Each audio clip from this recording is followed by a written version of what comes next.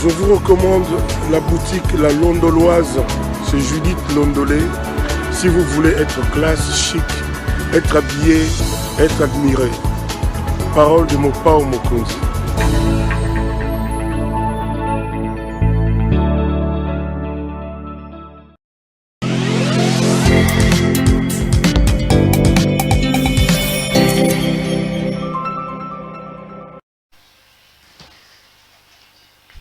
Madame, Messieurs, bonjour et bienvenue à ce nouveau numéro de l'émission Contre nous soit dit, ce magazine d'analyse d'actualité politique, sociale, économique et même juridique qu'on a lancé ici chez nous à CPL Télévision. Des questions importantes qui retiennent l'actualité dans plusieurs domaines sont mises sur la table et un invité m'accompagne sur ce plateau. Avec lui, nous tentons de décortiquer l'actualité politique dans le pays. L'actualité, justement, ça reste dominé à l'heure où nous parlons par la décision de la Cour de cassation qui a tout simplement rendu un verdict cassant les décisions prises par les juridictions inférieures dans l'affaire de Vital Kamerhe. On peut donc considérer que Kamerhe est désormais innocent des faits qui lui ont été reprochés. On parle d'un deal politique entre lui et et Félix Tshisekedi. On va discuter de toutes ces questions-là. On revient également sur cette épineuse question de tribalisme qui monte de plus en plus. Les inquiétudes montent. Certains disent qu'il y a le feu qui est en train de couver entre d'un côté les Katangais et les Kassayens. Qu'est-ce qu'il faut exactement? Qui est responsable de ça? On parlera aussi quand même du social avec le manque de carburant, la situation des 145 territoires. Nous ferons un focus là-dessus. Notre invité du jour, c'est un habitué de nos plateaux, Monsieur Alain Bolodjoua. Monsieur Bolodjoua, bonjour. Bonjour à vous, bonjour à tout le monde. En tout cas, merci une fois de plus pour l'opportunité. Toujours un grand plaisir de vous avoir sur ce plateau. Ça va? Ça se passe bien? Oui, ça va, Dieu fait grâce. Vous avez fait quoi? Comment pour arriver? Parce qu'il y a les carburants, c'est toujours difficile, le transport, tout est compliqué là. Bon, personnellement, je n'ai pas vécu ça parce qu'il y avait possibilité de trouver les transports. On a trouvé un transport qui nous a amenés jusqu'ici, donc ça va. Et on a trouvé qu'il y avait quand même des fils au niveau des stations.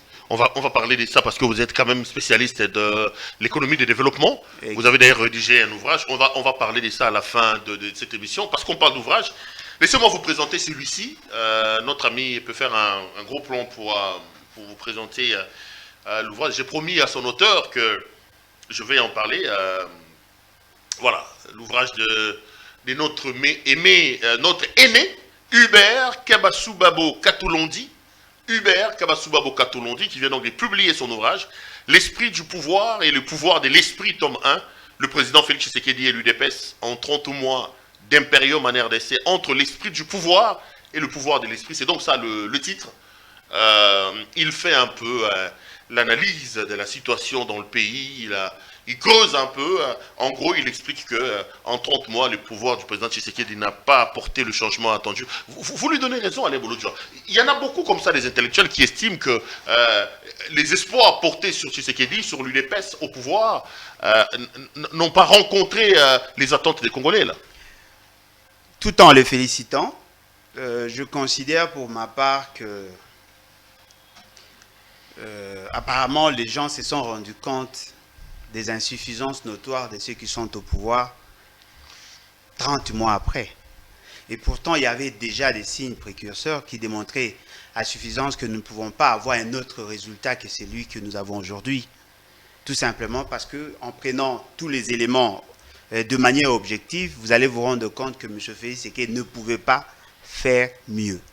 Mais ceux qui avaient quand même de l'espoir, moi-même, ici, j'avais de l'espoir. Fort malheureusement. Moi, je suis. Et heureusement que vous avez été. Exactement. Et j'aime toujours les rappeler quand vous êtes là que je faisais des débats. Je suis un témoin oculaire. J'ai vécu ça. Et fort malheureusement, vous avez plus placé la foi au lieu de placer la raison. Parce que techniquement, comment pouvez-vous démontrer la capacité que pouvait avoir M. Félix Tshisekedi pour résoudre ou relever les grands défis de la République démocratique du Congo? Parce qu'en réalité, lorsque vous êtes en face d'une situation, ne tenez pas seulement compte de la pratique courante, mais tenez aussi compte de variables explicatives. Au regard de nos réalités, il fallait avoir quelqu'un qui est pétri des valeurs, quelqu'un qui a la maîtrise du fonctionnement de l'État et quelqu'un qui a la capacité de fédérer les énergies. Donc tout ce que nous avons cité là, aucun atout ne peut se retrouver dans la personne de M. Félix Tshisekedi. Vous dites quoi? Quelqu'un qui a quoi? Vous avez cité 3 choses. Je crois que ceux qui nous ont suivis ont compris l'essentiel de mon message. C'est-à-dire qu'au regard de tous ces éléments, moi personnellement, je savais que M. Félix Tshisekedi ne pouvait pas faire mieux.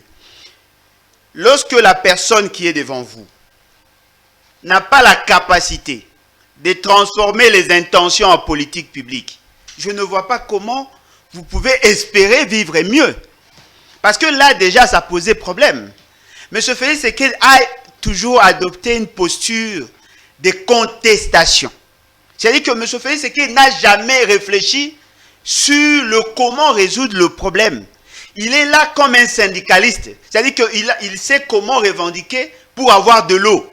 Il sait comment revendiquer pour que l'on construise des routes. Il sait comment revendiquer pour avoir un droit X ou Y. Mais il ne sait pas comment transformer les revendications en politique publique. C'est ce que vous voyez aujourd'hui. Pourquoi personne ne s'intéresse à son background? Pourquoi même la Cour constitutionnelle a eu du mal à nous dire ce qu'il a fait dans le passé? Non, vous parlez background, par background, vous parlez quoi? Les non, études non, mais études, expérience et expertise. Personne ne s'y intéresse. Alors, sur base de quoi peut-on espérer vivre le mieux-être avec quelqu'un qui n'a pas de passé? Il n'a pas d'adresse scientifique, il n'a rien, à part d'être le fils à son père. Et vous pensez, dans ce contexte-là, vous pouvez espérer quelque chose de mieux. Non, mais Félix vous a dit qu'il a étudié non, mais ça, c'est ce que lui a dit. Félix, il a été en Belgique, il travaillait. Est-ce qu'il n'a jamais travaillé de sa vie? Non, mais attendez, cher ami. Vous pouvez travailler, mais vous n'avez jamais assumé de poste de commandement. Ce qui veut dire que vous n'êtes pas destiné à prendre, à relever les grands défis. Vous n'avez pas travaillé sous pression. Vous ne savez même pas comment prendre des décisions, comment orienter les dossiers, comment évaluer. M. Félix Tshisekedi était qui? S'il n'était pas cadre de collaboration, certainement qu'il était un exécutant. Alors, vous prenez quelqu'un qui n'a pas un background, vous faites de lui président de la République.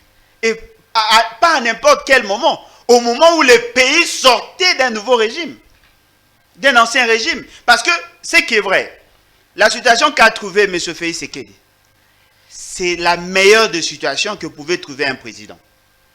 D'abord, vous avez trouvé dans les conditions où la population ne voulait plus de l'ancien régime.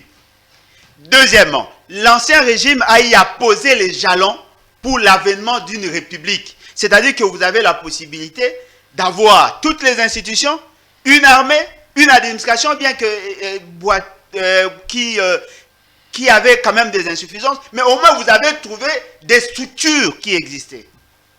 C'est que M. Félix Tshisekedi devait faire, en réalité, s'il était un manager, pas un bon, mais ne fût-ce qu'un manager, il devait juste laisser chaque institution jouer sa partition. Lui devait jouer le rôle, n'est-ce pas, d'un maestro, d'un chef d'orchestre. Fort malheureusement, il n'a pas ces atouts-là, parce que tous ces atouts-là, on apprend ça à l'université. À l'université où il prétend avoir passé ses études, ou fait ses études, je ne sais pas s'ils n'ont pas le cours de management. Ce qui veut dire qu'aujourd'hui, je comprends l'attitude de notre aîné, je comprends. Et justement parce que... L'attitude des Kabasubabo dans son ouvrage. Je comprends et je le félicite, bien que peut-être que lui aussi il a compris en retard. Je comprends son souci de donner certaines informations justement pour prévenir les générations futures. Mais je crois qu'aujourd'hui, il faut d'abord commencer à faire les mea culpa. Qu'est-ce qui vous motivait de soutenir M. Félix Tshisekedi? Qu'avait-il d'extraordinaire pour donner l'espoir et placer votre espoir en lui? Déjà, le problème de diplôme pose problème. Personne ne peut nous certifier aujourd'hui qu'il y a cette faculté dans cette institution d'enseignement. Donc il n'a pas de diplôme de l'université? Non, mais je doute. Jusque-là, je ne sais pas. Et s'il en avait, pourquoi la Cour constitutionnelle n'en a pas parlé? Et c'est ça, c'est un débat. Non, mais c'est effectivement un débat. On dit que ce sont les professeurs d'université qui ont détruit ces pays, non? Non, comme Mobutu n'était entouré que de professeurs d'université. Les Mabi Moulumba étaient... Non, mais Mabi Moulumba n'a jamais été conscience. Mabi Moulumba n'a jamais été président de la République. Ils ont été des premiers ministres. Non, mais effectivement... C'est eux qui ont entouré Mobutu, c'est eux qui... Effectivement. Est-ce que le problème du pays, c'est d'être bardé de diplômes ou d'être plutôt... Connaître pour mieux servir. Il faut connaître. Connaître pour mieux servir. lorsque lui prend des accords, il signe des accords avec le Rwanda, est-ce qu'il mesure la portée de ce qu'il fait? Est-ce qu'il connaît au moins le comportement des agents au niveau international?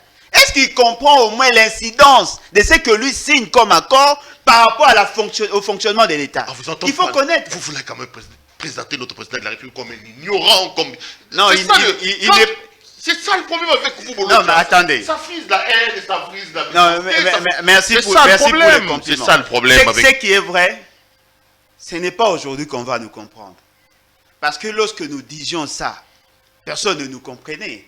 Aujourd'hui, il y a notre aîné qui a écrit un livre, justement pour expliquer ce que nous avons tenté d'expliquer il y a de cela 3 ans.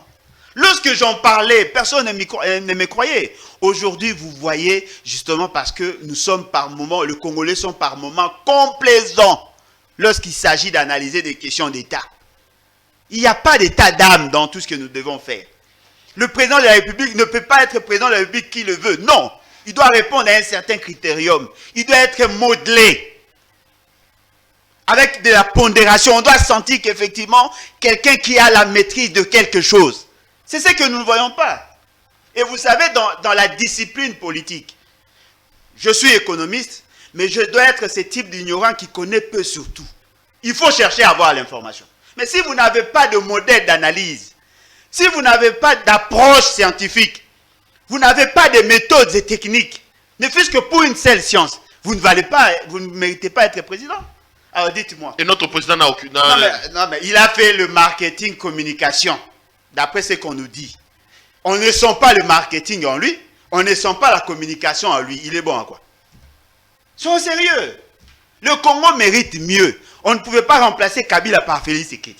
Il fallait avoir quelqu'un qui a de la capacité. Je dirais mieux de la capacité à redresser les choses et à donner la chance à l'État de connaître son envol sur le plan socio-économique. On ne le sent pas. La croissance économique, on n'en parle pas. À quoi ça sert d'avoir un président qui n'arrive même pas à résoudre ses propres problèmes? Au lieu que nous construisions la République, nous construisons la personne de Félix Tshisekedi. Et c'est ça la gouvernance ici au Congo. Non, ça ne se justifie pas. Prochainement, bien que tout le monde a cautionné cela, prochainement nous devons être exigeants.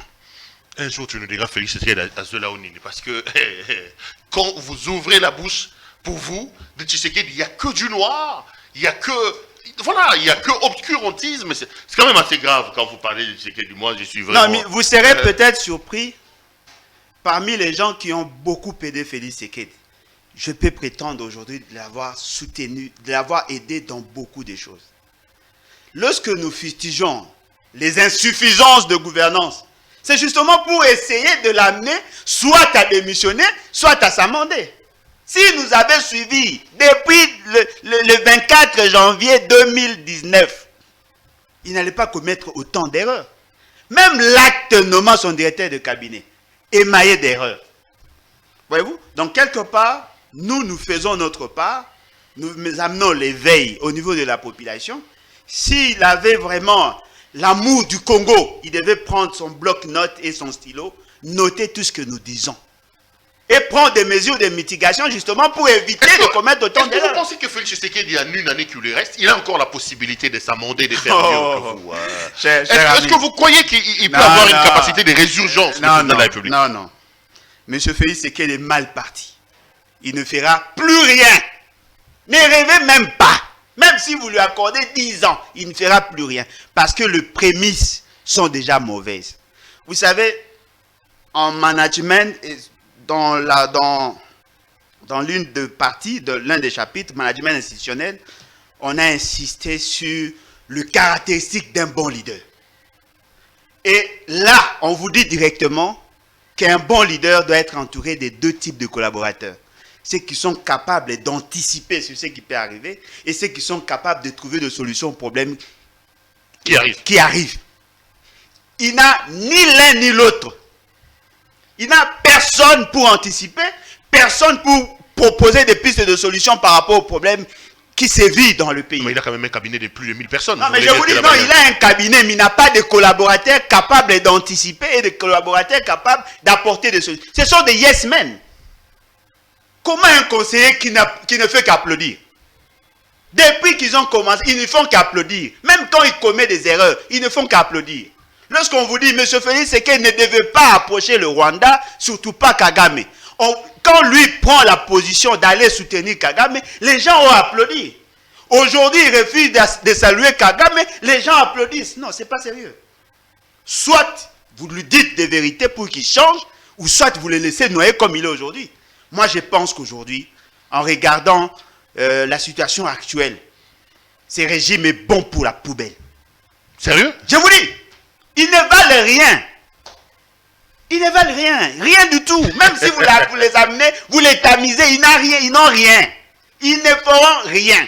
Bon, Et constitués essentiellement des caïmans, des vautours, des vampires, des charognards, ils ne feront rien. Dites-moi, comment M. Félix Tshisekedi arrivera-t-il de se chercher un bon conseiller en charge de l'économie et des finances? Ça va prendre combien d'années? Pour se trouver un conseiller sur des questions sécuritaires, il va prendre combien d'années? Déjà là, au niveau de son cabinet, incapable. Et lorsque vous allez au niveau institutionnel, il a la maîtrise de quoi?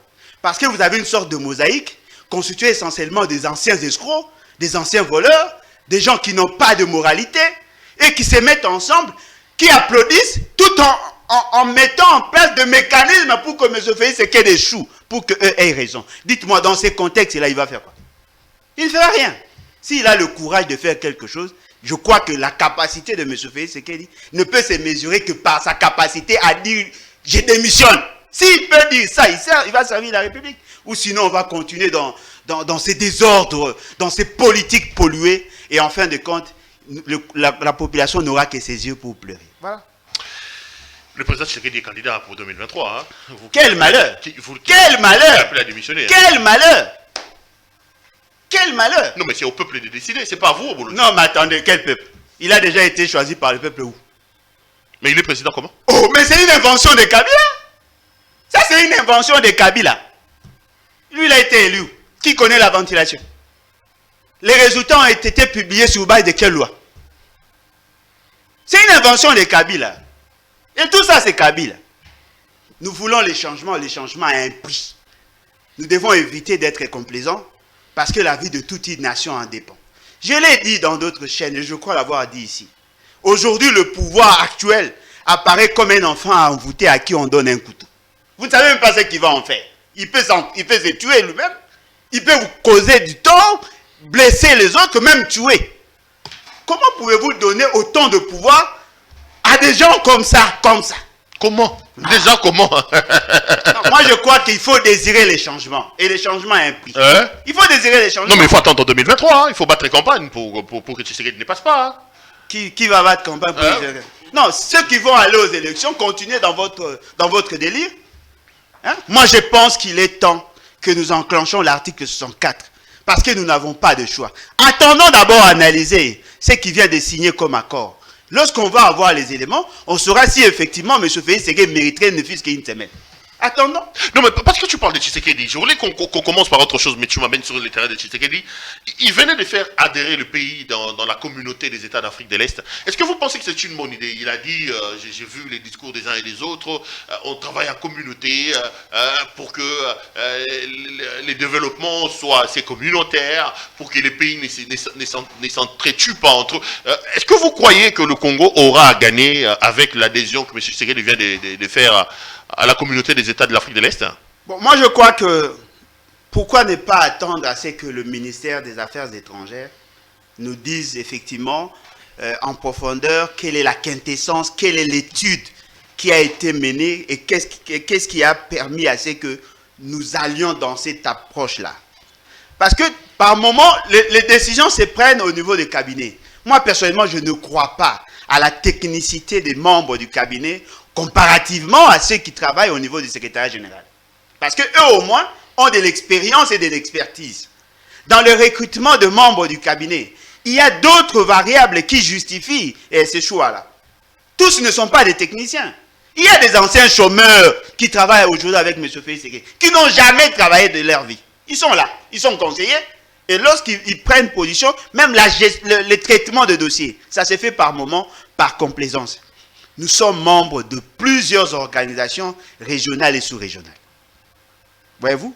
Ce n'est pas la première fois que nous nous retrouvions quelque part avec le Rwanda, l'Ouganda, la Tanzanie et consorts. Nous sommes membres du sujet du droit international, membres de la communauté internationale. Nous sommes dans les Nations Unies. Nous sommes au niveau africain. Nous sommes au niveau de la SADC. Nous sommes au niveau de COMESA. Il y a autant CEAC. Il y a autant d'organisations où nous sommes membres. Mais la question que nous devons tous nous poser, que gagnons-nous devant toutes ces réalités-là? Qu'est-ce que le Rwanda nous apporte? Parce que lorsque le Rwanda était le président de l'Union africaine, il y avait guerre chez nous. Il serait absurde de notre part de penser qu'intégrer une nouvelle organisation sous-régionale serait pour nous de l'aubaine. Non. Et d'ailleurs, si vous allez dans une approche purement économique, dans ces marchés-là, nous gagnons quoi? Parce que dans la stratégie du Rwanda, apparemment, c'est le Rwanda qui va tirer des ficelles. Qui ne sait pas que la stratégie du Rwanda était quoi? De paralyser la partie Est pour renforcer la dépendance de Congolais vivant dans cette partie aux produits venant du Rwanda, de l'Ouganda et du Burundi. C'est démontrable. Ils empêchent à nos femmes, à nos mamans, à nos filles, à nos frères, à nos petits frères de faire des champs et de nourrir notre économie. Et nous dépendons essentiellement, ceux qui ont fait toute la partie Est. Tout ce que nous produisons, la quasi-majorité de produits manufacturiers provient de quel pays? De ces pays-là. Et vous ouvrez le porte, vous voulez maintenant qu'ils viennent vendre chez nous, mais la question que nous devons tous nous poser, qu'allons-nous vendre chez eux? Qu'avons-nous? Parce qu'au-delà des matières premières, telles que le mine, sur le plan de la consommation quotidienne, nous allons apporter quoi? Qu'est-ce que nous allons gagner si aujourd'hui nous ouvrons nos portes et que nous transactons avec ces pays-là? Parce qu'eux ont créé les conditions pour que nous soyons dans l'incapacité de produire. Ce qui veut dire que M. Félix Tshisekedi, et d'ailleurs je ne sais même pas, lorsque le président de l'Ouganda prenait parole, je ne sais même pas si M. Félix Tshisekedi avait compris ce qu'il avait dit. M. Félix Tshisekedi ne parlait pas l'anglais, il est comme moi. Mais lorsque son homologue parlait, lui n'avait même pas des écouteurs, il n'avait même pas des casques. A-t-il compris ce que l'autre a dit? Voyez-vous? C'est-à-dire que lui-même ne prend pas ça au sérieux. Est-ce que le gouvernement a pris le soin d'analyser les tenants et les aboutissants? Qu'est-ce que nous gagnons en intégrant cette organisation-là? Au regard de tous ces éléments, je me rends compte que nous venons encore d'être bernés. Nous avons intégré COMESA. Nous tous nous pensions que ça allait apporter un plus. Cela a apporté quoi? Dites-moi, COMESA aujourd'hui apporte quoi à la République? Qu'est-ce que nous gagnons? Nous sommes de la SADC. Dites-moi, qu'est-ce que nous gagnons? Même lorsque nous sommes attaqués par un membre de la SADC, est-ce que la SADC intervient en notre faveur? Au lieu d'investir au niveau interne, pour permettre à ce que nous profitions de nos avantages comparatifs, vous pensez que l'essentiel c'est d'augmenter le nombre. Et à chaque organisation, il y a des cotisations que nous devons payer. Et nous cédons une partie de notre souveraineté. Nous gagnons quoi? Mais le Rwanda va gagner. Parce que le Rwanda va créer, le Rwanda, l'Ouganda et le Burundi, le Kenya, la Tanzanie, ils vont gagner justement parce qu'il y a plus de 100 millions de personnes. Leur marché va s'élargir. Ils vont commencer à vendre ce qu'eux produisent. Mais nous produisons quoi? En dehors de Koulouna que nous voyons là dans les partis politiques, on a quoi? C'est quand même décevant. Les gens qui traitent des dossiers avec autant de légèreté. Allez, parlons actualité. L'actualité, c'est, je veux dire, parler de l'acquittement pratiquement de Vital Kamerhe, la Cour de cassation qui devait se prononcer aujourd'hui. À l'heure où nous tournons cette émission, on me signale à l'oreillette que la décision serait tombée. Je parle conditionnel. La décision serait tombée. Vital Kamerhe, la Cour de cassation a cassé le verdict rendu par les juridictions inférieures.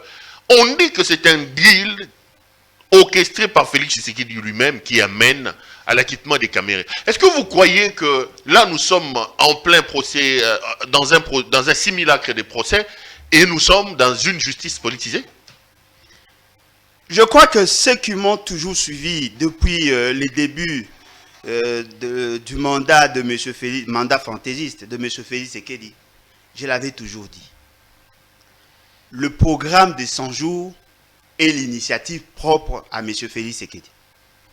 C'est lui qui a conçu, c'est lui qui l'a élaboré, c'est lui qui a mis en œuvre, C'est lui qui a transféré le pouvoir d'agir, c'est lui qui a évalué, c'est lui qui était satisfait, et fort malheureusement, il n'a jamais été inquiété.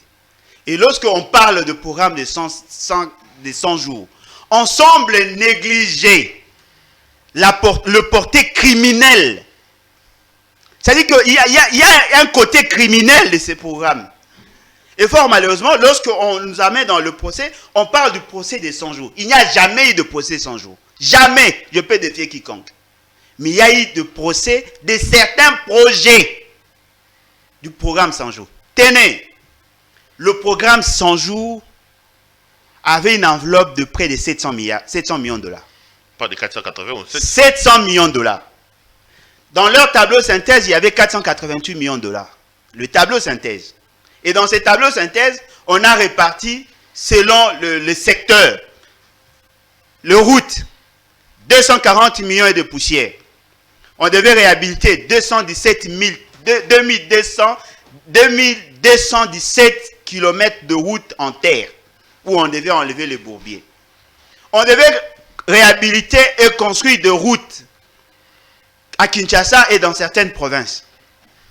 On devait réhabiliter des ponts, réparer et déployer les bacs. Et on devait construire 10 sauts de moutons. J'ai dit bien, 10 sauts de moutons. Commençons d'abord à évaluer rubrique par rubrique. Combien de kilomètres de route ont-ils été réhabilités? Combien de kilomètres de route ont-ils été construits? Dites-moi, combien de ponts, en dehors de 3 ponts qu'on nous a présentés, sur le 24 ponts, combien de ponts ont-ils été? C'était prévu 24. 24 ponts. 24 ponts. Plus de 240 millions de dollars. Pour la construction de 24 ponts. Non, 24 ponts, construction de route, saut de moutons, parce que par saut de moutons, c'était 2 500 000 par saut de moutons. Il y a des sauts de moutons qui nous ont coûté pratiquement le double. On n'en parle pas. Il y avait 46 millions pour réhabiliter les hôpitaux et l'acquisition des équipements et des médicaments. 46 millions de dollars. 10 millions pour acheter les médicaments, 36 millions pour les équipements et la réhabilitation. Parmi les bâtiments à réhabiliter, Kini Kinoise, Mama Yemo, hôpital sanatorium de Selembao et d'Enjili. Sans compter dans tous les territoires, on devait réhabiliter les hôpitaux de référence. Combien d'hôpitaux ont-ils été réhabilités? Les 10 millions là qu'on devait acheter les médicaments, ils ont donné à une quincaillerie. Ils ont acheté des produits, tout ça a été périmé. C'était en mauvais état, on a tout jeté. Alors que c'était 10 millions et on dépensait 5 400 000. L'éducation, 37 millions de dollars. On devait réhabiliter 139 écoles, parachever 119, réhabiliter les autres écoles et équiper les écoles. Dans tous les territoires, pratiquement, il y avait au moins une école par territoire. Combien d'écoles ont-ils été réhabilitées? Vous prenez, la régie des eaux aurait perçu près de 20 millions de dollars pour renforcer leurs équipements. Combien d'argent ont-ils été affectés dans ce sens-là? Près de 20 millions de dollars pour l'énergie, d'abord au niveau de la SNEP pour renforcer leur capacité. Qu'est-ce qu'on en a fait? Il y avait 65 600 000 dollars pour la modernisation du port de Kalemi et 600 000 dollars pour les études de faisabilité du port du site Kivu. Qu'est-ce qu'on en a fait? Vous prenez 57 millions de dollars. Je peux défier quiconque ici. Dans tous les sites prévus dans le programme, il n'y a pas de maisons qui ont été construites. Il y en a au Kanshasa. Ce n'était pas dans le programme des 100 jours. Ça, c'était une improvisation des dernières minutes de M. Félix Tshisekedi. Dans le programme des 100 jours, on devait construire à Kinshasa 300 logements à Maluku. Il n'y a pas eu de construction là-bas. Ça, c'est une autre improvisation comme d'habitude. Le Kasai, Kananga, Mbujimaï, 300. Bukavu, 300. Goma, Matadi, 300. Kinshasa, 300. Combien de maisons ont-elles été construites là-bas? 37 millions de dollars. On n'en parle pas. Ça, c'est un autre projet.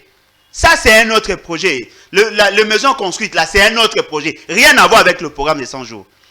Ils avaient prévu 1 800 000 pour inciter les jeunes à créer des emplois, l'entrepreneuriat des jeunes. 1 800 000. Qui a vu cet argent être utilisé? Ils avaient prévu 774 000 dollars pour la production de poissons. Où en sommes-nous?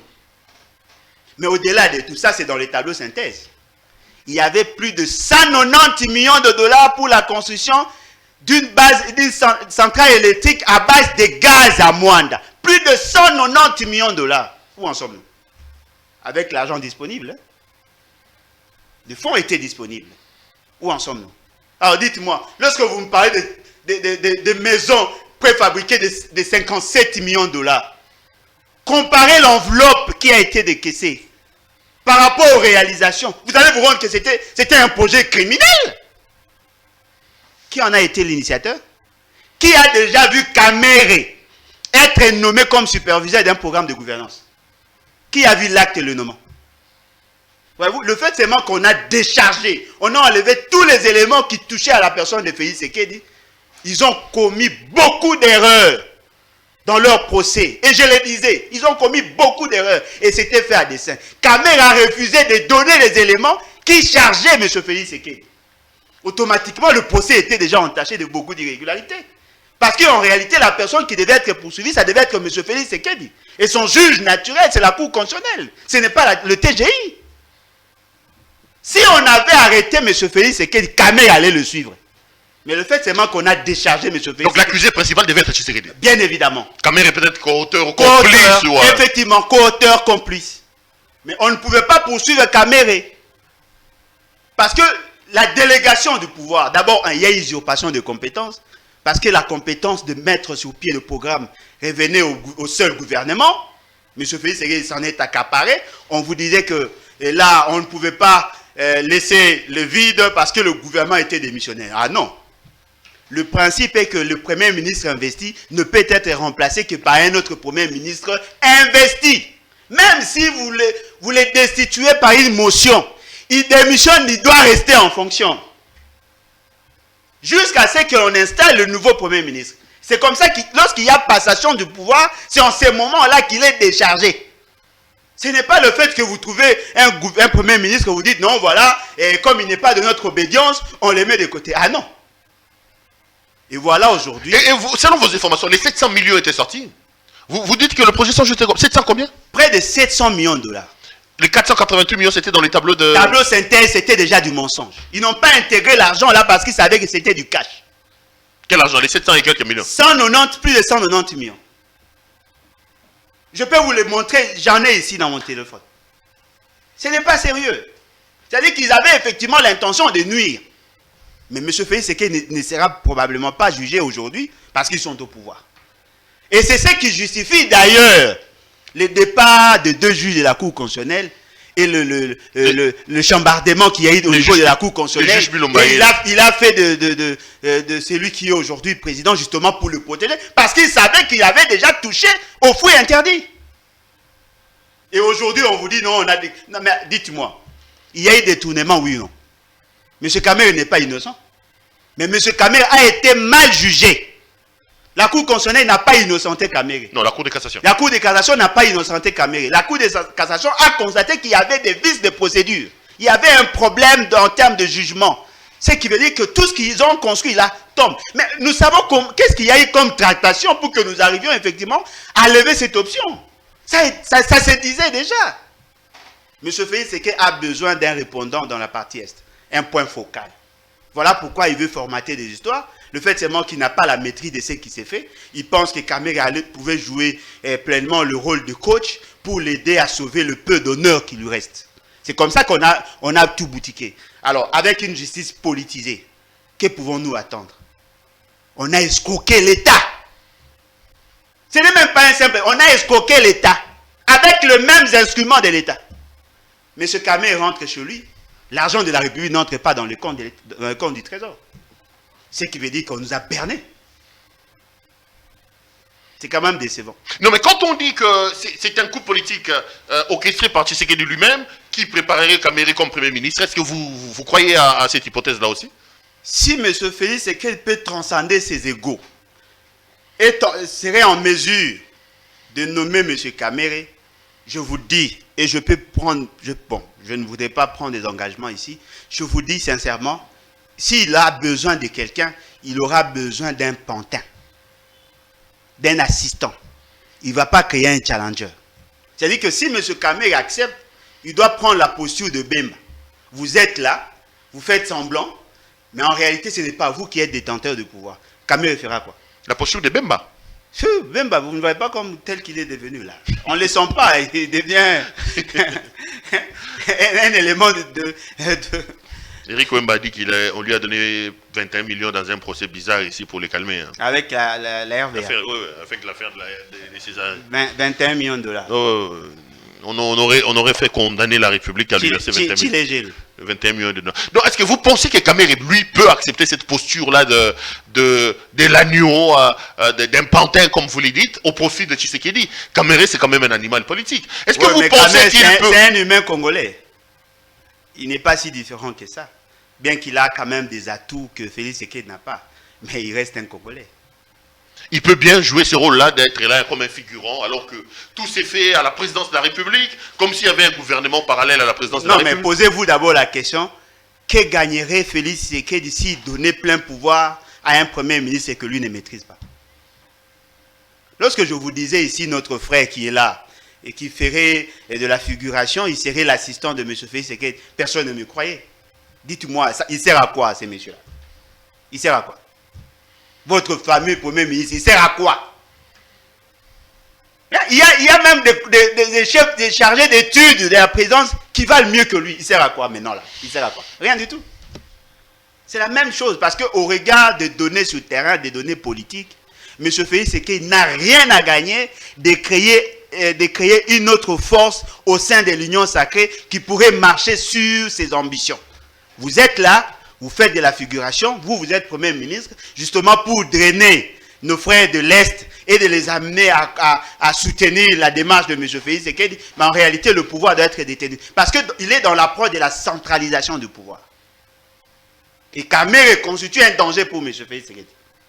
Essayez de vous imaginer Kamere Premier ministre. S'il développait le réflexe de se venger, parce qu'il en a aussi droit, hein, de se venger, il est Premier ministre. C'est-à-dire qu'il gère l'argent. Vous lui donnez la plénitude du pouvoir. Et de l'autre côté, il y a Mbosso, qui est le président de l'Assemblée nationale, qui est aussi kabiliste. Vous prenez de l'autre côté Bahati, le trio là, avec notre frère qui est président de la Cour constitutionnelle, mais ce pays c'est parti.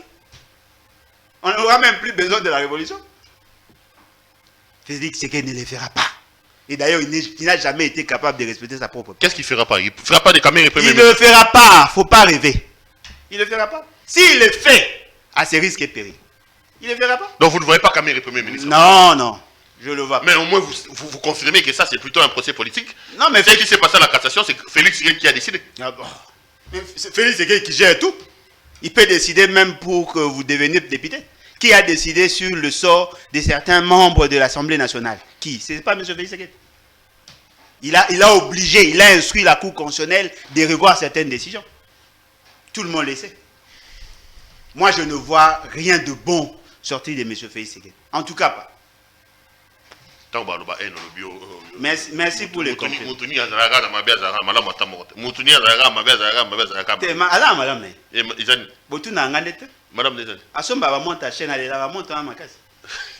Moi, je ne vois rien de bon sortir de M. Félix Tshisekedi. Peut-être en tant qu'humain, mais pas en tant que gestionnaire. Il n'y a rien de bon là. Rien du tout.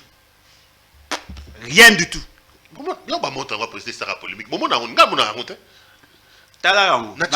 un pays pauvre, quand il y a eu internet, tout le monde est comparé total les sites. Ça, tout le monde. Ça, la nion sur tout le monde. Tout le monde a vu. Mais il y a Sony. Non, non, moi, beaucoup de bouillis. Il y a Sony. Kola t'a montré la Sony. Si. Kola t'a montré la Sony. Si. Yo là tu montres. Tu Kola t'a montré la chair na mboka pauvre. Et la Sony. So Kola ti mbongo. Non, tout le monde mitaka la poto na mboka. Tu yo za osare pas l'état. Yo na lobiti. Tu yo osare pas l'état. Attends, moi mitaka la poto. Oh, attends, le président français a tardé. Pourquoi les gens n'en parlent pas? Parce qu'il y a là par rapport à la condition de vie, ils ont beaucoup d'argent. C'est un pays riche. Mais leur président ne peut pas porter de montre il y a 300 et quelques mille dollars alors que les agents publics de l'État ne sont pas payés. Ces contrastes-là démontrent à suffisance que nous avons affaire à des jouisseurs. À des jouisseurs. Hein? Ils ne servent à rien. C'est le temps de l'envoyer en retraite anticipée. Ils ne servent à rien. Ils servent à quoi? Dites-moi. Ils ne sont même pas capables de maintenir, de stabiliser le prix de pain. Ils servent à quoi? Dites-moi. Ils servent à rien. Pour moi, je le considère comme un pouvoir inutile, mal acquis. Allez, Bolodja, l'actualité dans le pays, c'est quand même aussi cette affaire de carburant. Avant tout, le 145 territoires. Et tribalisme. Oh là là. Fais qu'on tombe de l'année, voilà. Moke peli moto, mon frère. Moke peli moto. Bakasayen. Oh, Bakatangé. Avec Antoine Defond, dernière déclaration au Kolanda. Il y a Madame Dominique Mounongo qui dit que Bakasayen, Bazoye pas bon. Est-ce que Ozo Banga, parce que il y a danger, peut-être que ça peut exploser à tout moment, que tribalisme, yo lecture au ça la mamba tribalisme ce qui n'a le bakate. Peut-être au monde on des innovations à Sika. Mais je l'ai toujours dit. C'est pouvoir et fandi socle à pouvoir c'est le tribalisme. Je l'ai dit et je continue à le dire. Où est le livre d'Angat? Sur la page 2e. Épigraphe. La nation trouve son origine dans un sentiment attaché aux fibres les plus intimes de notre être. Les sentiments d'une solidarité qui unit les individus dans leur volonté de vivre ensemble. Sans doute, les éléments déterminants de ces sentiments sont divers. La race, la langue, la religion, le souvenir commun, l'habitat, mais quelle que soit leur influence, on doit comprendre que la nation relève plus de l'esprit que de la chair. Ce n'est pas moi qui l'ai dit, Mancini. Il a été cité par Georges Biordeau, qui est un grand doctrinaire en droit. Cela veut dire quoi en clair? Nous avons voulu que le président de la République soit le symbole de l'unité nationale. Ça a été voulu. Lisez l'exposé des motifs de la Constitution et tous les restes de la Constitution, on lui a donné le pouvoir, le droit d'être le symbole de l'unité nationale. Il devrait avoir la même valeur que le drapeau, la monnaie et ainsi de suite. M. Félix Tshisekedi a failli à sa mission. A failli à sa mission justement parce que lui ne considère que le périphérie. Lorsque nous vous disions il faut chercher à harmoniser le développement, le processus de développement, de transformation des structures. C'est justement pour que nous évitions de tomber dans cette réalité-là. Aujourd'hui, il y a exode. Tout passe par le degré de développement de nos provinces. M. Félix Tshisekedi n'avait pas compris. M. Félix Tshisekedi ne savait pas aussi le fait d'avoir laissé le membre de sa famille politique de commencer à maltraiter les autres. On allait arriver là. Ils ont beaucoup de pouvoir qu'ils ne méritent pas. Comment voulez-vous, lorsque vous tweetez, vous ne voyez qu'une catégorie des gens vous attaquer? Lorsque vous réagissez, on vous dit non, vous êtes tribaliste. Alors que tout le monde aujourd'hui est victime du tribalisme. Tout le monde sans exception. Parce que M. Félix Tshisekedi ne comprenait pas ça. Il y a eu Anaklé Kabalo. Entre le mois de février et mars 2019, ils ont organisé une activité au stade, au niveau de Mbujimaï, devant le public de plus de 20 000 personnes. Il vous a dit ceci. Yo mwana akasai. Comme opposant à Félix Tshisekedi. Soit comme opposant à Félix Tshisekedi au Koufa. C'est-à-dire que tout Kasaï est obligé de soutenir Félix Tshisekedi. Anaklé Kabalo, c'est un pasteur. Non, on l'appelle apôtre. Oui, apôtre Kabalo, oui. Oui. Lorsque moi je fustigeais ça, les gens ne comprenaient pas. Tout le monde aujourd'hui est frustré. Même moi là, je suis frustré. Tout le monde est frustré, justement parce que M. Félix Tshisekedi ne sachant pas gérer les ardeurs de ceux qui sont tout autour de lui, il a occasionné ça. M. Félix Tshisekedi est parti à Londres. Il vous dit que sa tribu est victime du tribalisme. Au-delà de tout. M. Félix Tshisekedi dit Machamoumeno. Quand on lui reprochait de ça, il ne comprenait pas. Et de l'autre côté, nos frères du Katanga, ils ont le même réflexe. Ça n'a pas commencé aujourd'hui. Ça commence il y a bien longtemps. Parce que dans le Katanga, la majorité des gens qui y vivent sont des Loubakat. Et de l'autre côté, il y a les Louba, qui sont aussi dans les Kasaï. le problème ne concerne pas tous les Kassaïens. Nous devons nous le dire. Le peuple qui sont touchés directement, c'est d'abord les Luba et certains Katangais. Ce ne sont pas tous les Katangais qui ont cette posture-là. Celui qui devait jouer le rôle de catalyseur, la capacité de fédérer les gens dans la même vision, il a échoué lamentablement. Qu'est-ce qui s'est fait? Il y a très longtemps, dans leur histoire, il y avait un roi au niveau du Kasaï qui était influencé par son entourage, qui voulait éliminer son neveu, dont le père était Katangais, sous prétexte qu'il voulait récupérer son pouvoir.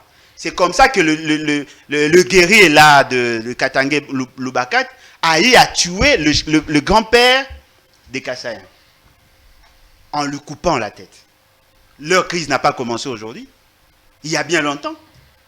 En 1958, lorsqu'il y avait influence politique, prenons déjà en 1960, il y avait déjà des conflits entre les deux. Qui ont tué Lumumba?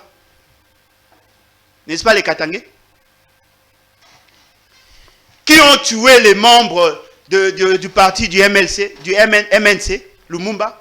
Ceux qui étaient au gouvernement, même ceux qui étaient en dehors. Le massacré de Bakwanga. N'est-ce pas les Luba? Ces conflits-là existent.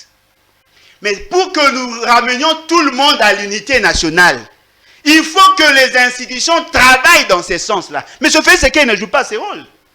Ils laissent les débats dans la rue. Ils voudraient assez que la population puisse trouver des solutions aux problèmes que lui devait gérer.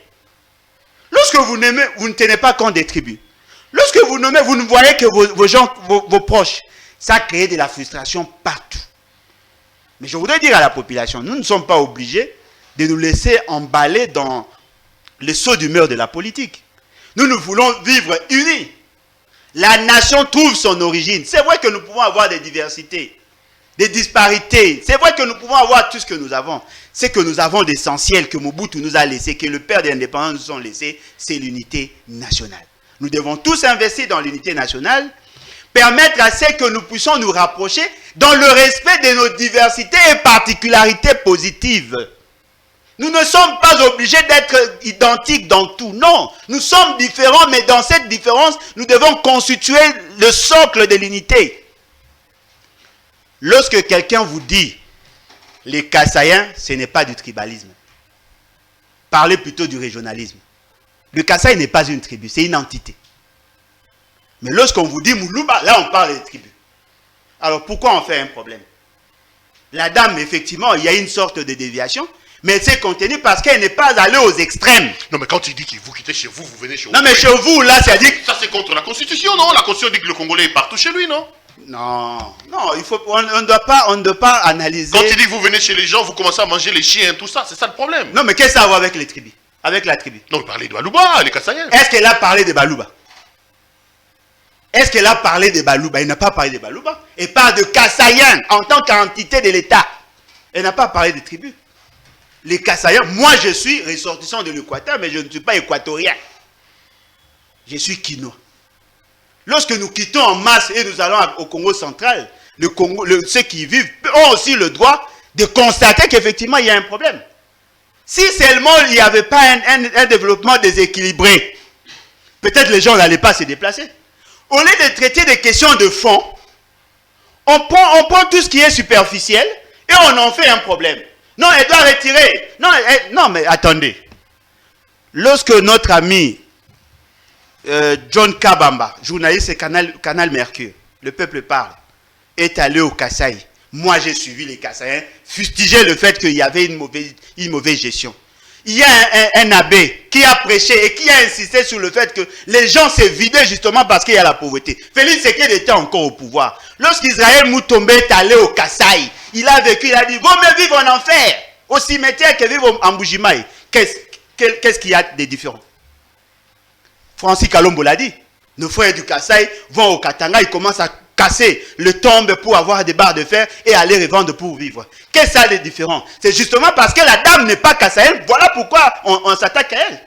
Qui vous dit qu'il n'y a que les Kassaïens qui ont le droit de fustiger la mauvaise gestion du Kasaï? C'est ça le tribalisme. Vous vivez à Kinshasa, vous vivez à Kinshasa. On parle de ce qui s'est fait au Kasaï et vous portez la responsabilité comme si on vous attaquait. C'est ça le tribalisme. J'ai le droit, moi, en tant que chercheur, de parler de la situation du Kasaï. J'ai le droit. Pourquoi interdire aux autres tribus de parler de la situation du Kasaï? Vous pensez que seuls le Kassaïen ou le Louba ont le droit de parler en parlant Kassaïen, ce n'est pas du tribalisme. Non, le Kasaï, c'est une entité. Ce n'est pas une tribu. Donc c'est comme moi, je suis du Kasaï, je suis à Kinshasa. Si je vais au Bas-Congo, on dira Kinois Bayaki. Alors, on ne parlera pas de la tribu. Les Kinois, c'est par rapport à votre localisation géographique. Les Kassaïens, ce sont ceux qui habitent au Kasaï. Mais les gens qui ont encore les souches de tribalisme, ils prennent l'affaire et ils veulent porter ça. Non, attendez. On ne parle pas de vous qui vivez à Kinshasa. Donc vous n'avez pas été choqué par ce que Mme Boudongo a dit. Non, c'est qu'elle a dit, c'est une manière de vous interpeller qu'il y a un problème. Au lieu de regarder le problème, vous regardez les à côté. Elle vous dit qu'il y a un problème. Il y a un dysfonctionnement, il y a un problème de déséquilibre. Il y a un problème de pauvreté, il y a un problème de gestion des ambitions. Au lieu de vous attarder sur ça, et d'ailleurs, ces problèmes-là tels qu'elle a relevés, tout le monde en parle. Tout le monde en parle. Mais la question que nous devons nous poser, qu'est-ce que M. Félix Tshisekedi a-t-il déjà fait depuis qu'il est au pouvoir? Je vous donne juste des cas. Sur 1500 logements sociaux, M. Félix Tshisekedi avait prévu 600 au Kasaï. S'il y avait 600 logements sociaux construits, là-bas, on allait résoudre tant soit peu le problème. Sur le 240 millions de dollars réservés pour les routes, il y avait plus de 10% qui étaient prévus, plus de 15% qui étaient prévus au Kasaï. S'il avait seulement pris cet argent et qu'il avait bien investi, on allait résoudre tant soit peu le problème. Par rapport à la problématique de la création de dessertes en eau potable pour forer de l'eau, c'était prévu là-bas. M. Félix Tshisekedi ne l'a pas fait. Si déjà tout l'argent, d'ailleurs, parmi les provinces qui ont plus bénéficié du programme de 100 jours, c'est les Kasaï. Plus de 30% des ressources prévues, c'était prévu pour les Kasaï. Ils ont détourné ça. Ils ont détourné. Qui a détourné? On a cité le nom de John Tumba. Il est de quelle entité? N'est-ce pas qu'il est du Kasaï par rapport à son origine? Qui ont détourné l'argent de la République qui était destiné à la population?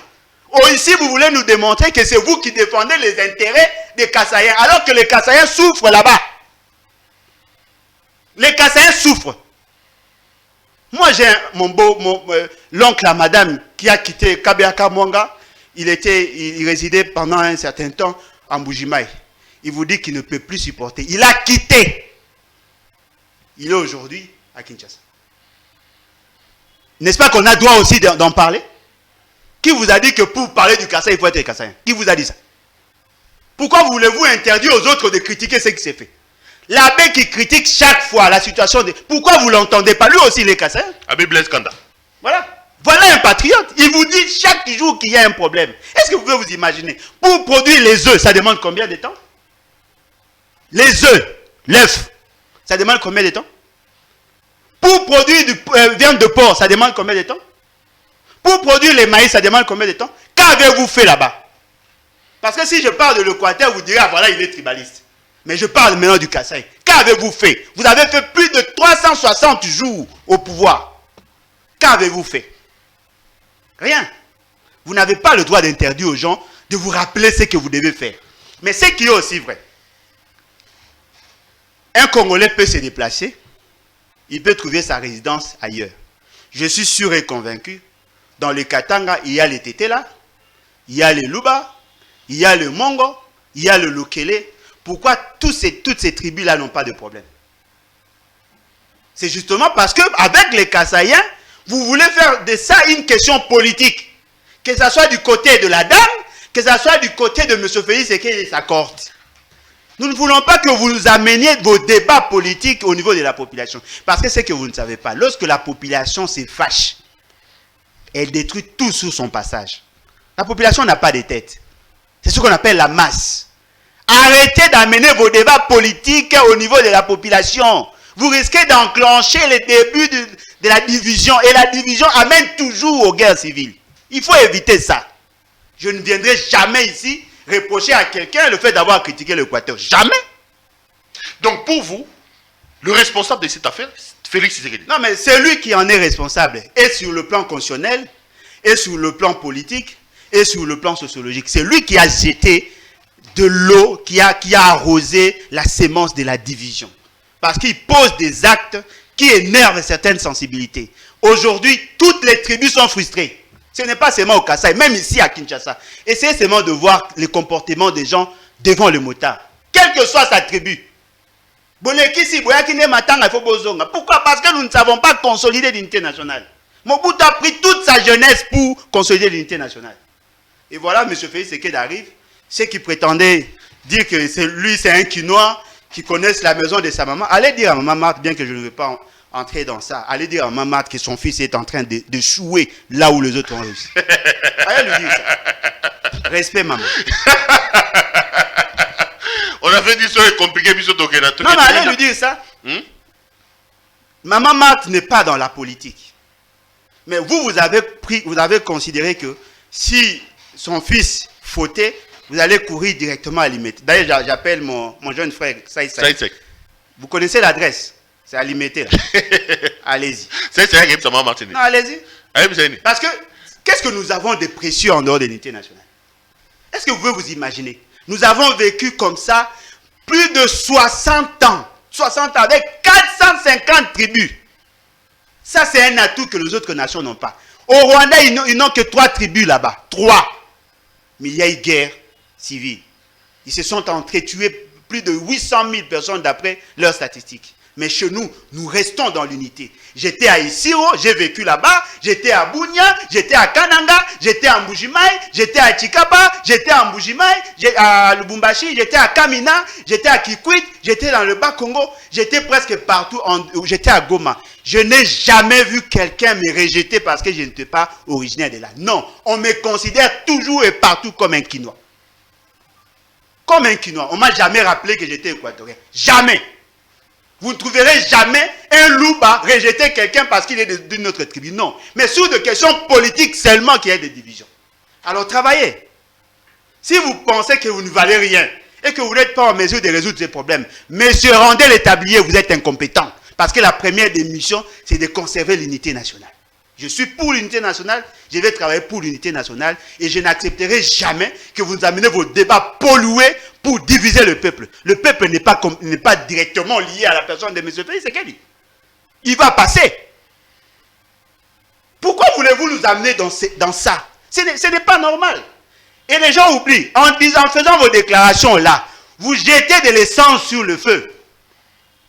Tant que vous avez passeport. Passeport diplomatique, nous avons quoi? Arrêtez avec vos histoires. Alain Bolodjoa est donc notre invité du jour. Avec lui, on est en train de faire la lecture de l'actualité politique ici en République démocratique du Congo. 1 heure d'émission, Alain Bolodjoa.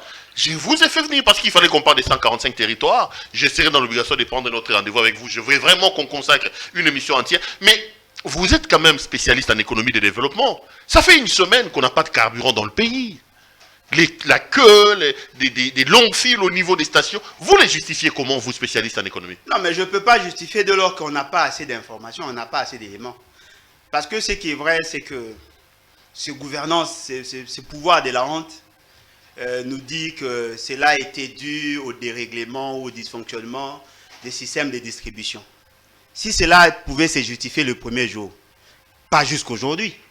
Ce qui veut dire qu'effectivement, il y a intention de faire de rétention de stock au niveau des exploitants de ce secteur, justement parce qu'il y a des malaises. Nous avons pris la résolution de suppléer au manque à gagner dû par le fait qu'il y a hausse de prix et pour maintenir le prix sur le marché, nous nous sommes résolus de pallier à ces insuffisances. De subventionner le quota. Ce qui fait que en 2019, l'État a décaissé 100 millions de dollars, ce qui a conduit nous a amené à la décote de 15 millions dont on parle souvent. Ça représente 15%. La question que nous devons nous poser, est-ce que le gouvernement a été en mesure de payer ce qu'il doit aux opérateurs? C'est là où on doit commencer. Parce que s'il y a un problème là-bas, ils peuvent créer des rétentions de stock justement pour empêcher à ce que les choses fonctionnent. Ils risquent de travailler à perte. Ce ne sont pas des enfants de cœur, ce sont des opérateurs économiques. En tant qu'agents économiques, ils ne visent que leur profitabilité. Est-ce que votre gouvernement est suffisamment sérieux? Voyez-vous? C'est-à-dire qu'ils nous vendent du vent Et aujourd'hui, nous comprenons qu'ils sont capables de rien faire. Le danger maintenant, c'est quoi? Ça crée une psychose. Cela met la population dans une position de précaution. Tout le monde va aller vers les stations justement pour s'approvisionner. Parce qu'on ne sait pas quand est-ce que la situation va être résolue. Et là, la demande s'accroît. Avons-nous la capacité de maintenir la situation? Et c'est là une incidence sur le transport. Au-delà du transport, ça va aussi impacter, n'est-ce pas, le prix des biens et des services. Alors, dites-moi, si vous êtes incapable de solutionner même les petits problèmes, vous servez à quoi? Comment peut-on avoir la même situation? Et ce que vous nous dites n'a rien à voir avec la réalité. Rien à voir avec la réalité. Moi, je pense qu'il y a effectivement un problème. On peut dire au niveau international, il y a hausse des prix, oui. Mais la stabilité du prix peut aussi passer par des politiques conjoncturelles que l'on met en place. C'est-à-dire qu'avec le mécanisme tel que fixé et par vos prédécesseurs, il y a possibilité de stabiliser les prix et l'État prend en charge. Si vous considérez que vous voulez résoudre le problème de manière pérenne, évitez de continuer avec ce système-là, que l'on connaisse la réalité de prix sur le marché. En ce moment-là, la population va se préparer en conséquence. Mais ce que vous faites là, c'est vendre du vent. C'est vendre du vent. Et ça ne fera que compliquer un peu la situation. Non, mais plus les temps passent, plus ça devient encore plus profond. Parce qu'aujourd'hui, là, la demande s'accroît. Même ceux qui avaient de l'espoir que la situation allait s'améliorer, ils se rendent compte que la situation va de mal en pire. Automatiquement, ils vont chercher maintenant à faire des réserves. Plus il y a la demande et que l'offre ne suit pas, ça crée un déséquilibre. Et qui nous dit qu'on va continuer comme ça pendant 2 mois, 3 mois? Ça peut aussi dégénérer. On va finir. Allez, Bolodja, on prend rendez-vous la semaine prochaine pour revenir sur les 145 territoires. J'ai vu que l'Emmanuel était déjà là. On va vraiment faire une émission tout entière sur cette affaire que vous considérez d'arnaque déjà qui se prépare. Vous dites même que... Vous l'avez appelé comment d'ailleurs? C'est MAP, hein? Vous avez dit que c'était quoi? RAM 2. RAM 2, on va faire tout de suite. Mais un mot quand même par rapport aux attaques des M23 dans l'Est de la République. Le président avait dit que s'il ne ramenait pas la paix et la sécurité dans cette partie, il a échoué. Donc, comment vous justifiez que nous entrons dans des plateformes, plutôt dans des organisations sous-régionales? Nous avons un Paul Kagame qu'on présente comme un frère, mais que nous ayons des situations d'instabilité dans cette partie du pays. Je vous l'ai dit. Le Congo aujourd'hui, le pouvoir actuel apparaît comme un enfant envoûté à qui on donne un couteau. Ils ont beaucoup de pouvoir, voyez-vous. Et je pense qu'il est temps que nous les amenions dans... Bon, je voulais parler de la poubelle, là je retire. Il y a effectivement un problème. Le membre de l'Union sacrée, parmi les membres de l'Union sacrée, il y a les M23. M23 fait partie de l'Union sacrée. Ils ont fait leur déclaration d'appartenance à l'Union sacrée. Et on nous dit non, ça c'est le côté... La branche politique. La branche politique, mais la branche armée reste dans la partie Est. Et vous allez vous rendre compte, l'attaque du M23 a intervenu 2 jours après la rencontre de Jordanie. On ne doit pas nous prendre pour des enfants. Nous savons ce qui se trame. Qu'est-ce qui se trame? C'est qu'il n'a la maîtrise de rien. Rien du tout. Comment voulez-vous, vous qui avez le pouvoir de l'État et dans l'État, vous n'arrivez même pas à faire fléchir le M23, même par rapport à votre communication. Il y a un général qui est passé à la télé, qui a dit clairement qu'il avait attrapé, fait arrêter des militaires rwandais chez nous. Quelle est la position de votre fameux gouvernement? Qu'ont-ils dit? Allez vérifier dans la partie Est. Nos militaires n'ont pas la dotation voulue. Il y a un problème de motivation. Les 2 généraux qui gèrent les 2 territoires là, les 2 provinces là, n'ont pas le moyen de leur politique. Vous voulez une chose son contraire. On ne peut pas gagner la guerre qu'avec les discours. Il faut donner des équipements aux militaires. Il faut motiver les militaires. Ont-ils le moyen de mener toutes ces stratégies, toutes ces opérations? Ce qui veut dire qu'aujourd'hui, en clair, M. Félix Tshisekedi et sa cohorte ne méritent même pas 1 minute. Si nous étions dans un pays sérieux, une population aguerrie, consciente de sa responsabilité dans la gestion et consciente de son destin, M. Félix Tshisekedi allait être envoyé en retraite anticipée. Parce que tous les indicateurs sont au rouge. Rien ne va, rien du tout. Merci beaucoup Alain Bolodja. On se retrouve la semaine prochaine pour parler des 145 territoires. Madame, Messieurs, l'émission est terminée. Notre invité du jour, c'était donc Monsieur Alain Bolodja. Ça a été un grand plaisir pour moi de vous présenter cette émission. Si vous l'avez aimé, dites grand merci à l'équipe technique qui a fait un travail remarquable. Merci également à notre partenaire, la boutique La Londoloise, Judith Londolé Betoko Betokos. Vous l'avez dit, c'est Kitoko, Yemoro Kitoko, Bilamba Kitoko. En passant, si vous avez aimé cette veste et cette cravate, c'est encore elle qui m'habille ce matin. Autant à vous prendre. Je peux la dire tout. Donc, passer cette veste bleue, tout ça, c'est donc l'œuvre de notre partenaire de la boutique, la Londoloise.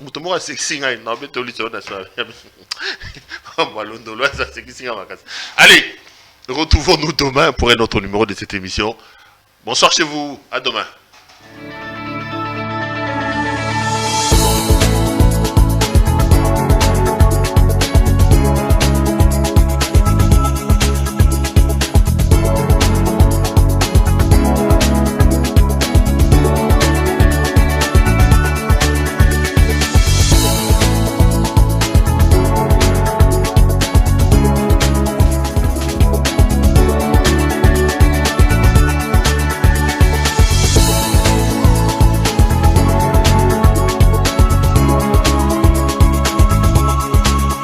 Je vous recommande la boutique La Londoloise, c'est Judith Londolé.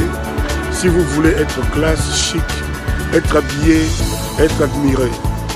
Parole de Mopao Mokonzi.